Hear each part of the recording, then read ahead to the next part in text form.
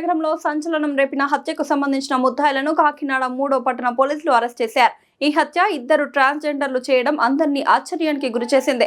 ఈ ముద్దాయిలు కర్నూలు జిల్లాకు చెందిన వారని, కాకినాడ నగరంలో షాపుకు తిరుగుతూ భిక్షాటన చేస్తూ జీవనం గడుపుతారని పోలీసులు వెల్లడించారు. అదే ఏరియాలో ఉంటున్న మృతుడు రాజు శివ వీరితో కలిసి భిక్షాటనకు వెళ్లేవాడని, వచ్చిన డబ్బులతో జల్సా చేసేవారని తెలిపారు.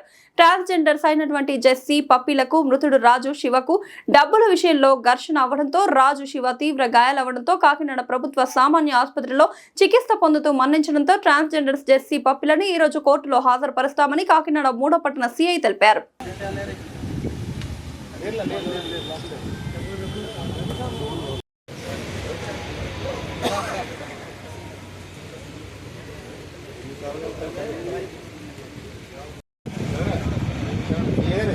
ఆ టైంలో మొత్తం సేవించున్నారంటే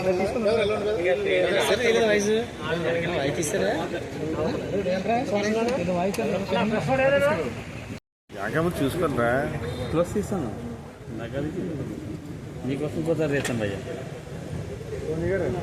సోనీ గారు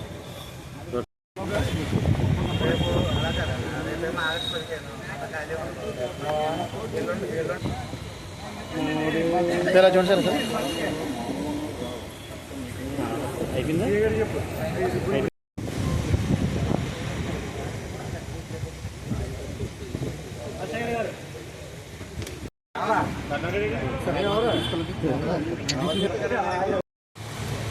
అది ఎలా